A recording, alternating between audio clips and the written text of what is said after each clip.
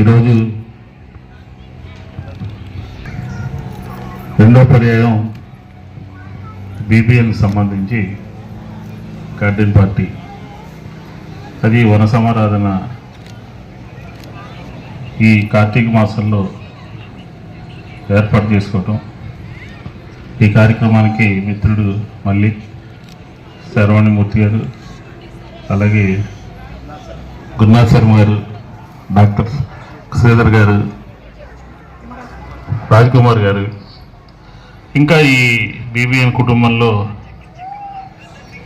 ఉన్నటువంటి దాదాపుగా 200 మంది వరకు మహిళలు, పురుషులు వ్యాపార ఆలోచనలతో వ్యాపారం చేస్తూ ఉన్నటువంటి మిత్రులందరికీ కూడా ఈరోజు ఈ సందర్భంలో మీ అందరికీ అమ్మవారి ఆశీస్సులు ఉండాలని చెప్పని మనస్ఫూర్తిగా కోరుకుంటాం.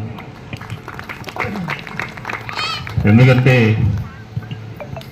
మనిషి ఉద్యోగం చేస్తే ఒక రకం, వ్యాపారం చేస్తే ఒక రకం. ఖచ్చితంగా మనం ఈ సామాజిక వర్గం అంతా కూడా ఏంటంటే చాలా పెద్ద మేధావర్గం అన్నమాట. డాక్టర్లు, న్యాయవాదులు, టీచర్సు, ఇట్లా రకరకాలైనటువంటి గౌరవప్రదమైనటువంటి వృత్తిలో ఉండేటటువంటి వర్గం అన్నమాట. రాను రాను అనేక తరాలు పెద్దవాళ్ళు అయిపోయి ఇప్పుడు కొంత ఆర్థికంగా వెనకబడుతూ ఉన్నాం. దీన్ని అధిగమించాలి అని అంటే బిజినెస్ అనేది మన లక్ష్యంగా పనిచేయాల్సినటువంటి అవసరం ఉంటుంది. జనరల్గా ఏంటంటే వ్యాపార ధోరణి అంతా కూడా చరిత్రలో పూర్వం అంతా కూడా ఒకళ్ళకి ఉండేది. అది అందరం కూడా చేయొచ్చు, అందరికీ కూడా రైట్ ఉంది.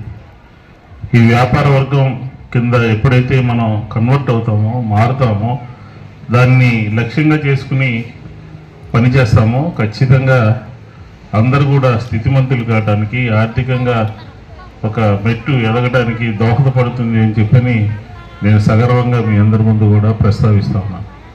అందరూ కూడా ఆ రకంగా తయారవ్వాల్సినటువంటి అవసరం.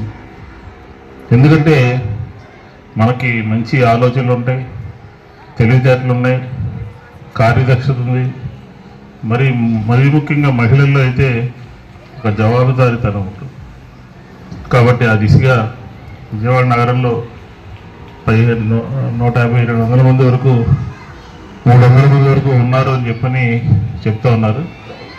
రాబోయే రోజుల్లో ఆ 300 పక్కన 0 పెట్టే విధంగా ఈ బీబీఎం పనిచేయాల్సినటువంటి అవసరం ఉన్నది అని చెప్పి ఈ సందర్భంగా నేను మనవి చేస్తాను.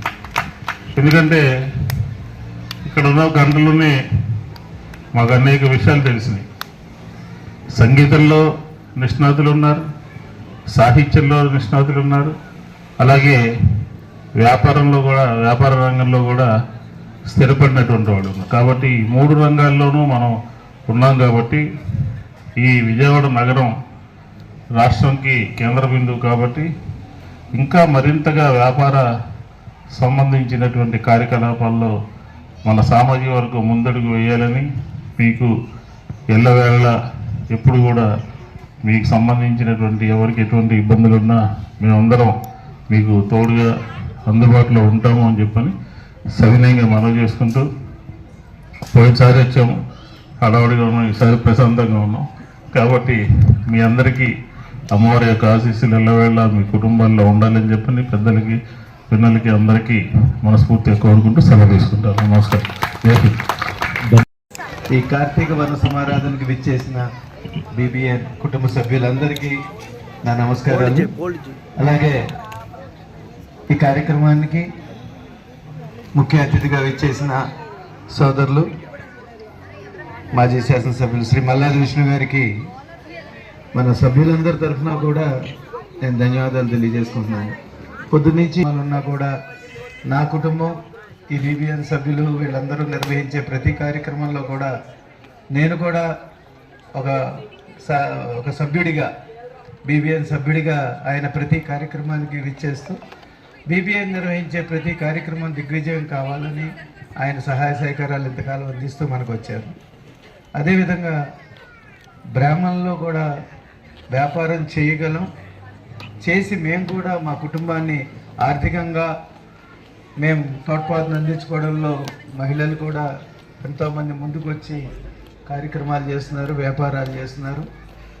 ఇదే విధంగా ఇదే స్ఫూర్తితో రానున్న రోజుల్లో కూడా ఈ బీబీఎన్ ఇంకా ఎక్కువ మంది సభ్యులతో అదేవిధంగా ఏదైనా సాధించడంలో అటు ప్రభుత్వం తరఫున కానీ లేదా ఏమైనా ప్రైవేట్గా పెట్టుకునే వ్యాపారాల్లో కానీ ఎటువంటి సహాయ సహకారాలున్నా ఆయన విష్ణు గారు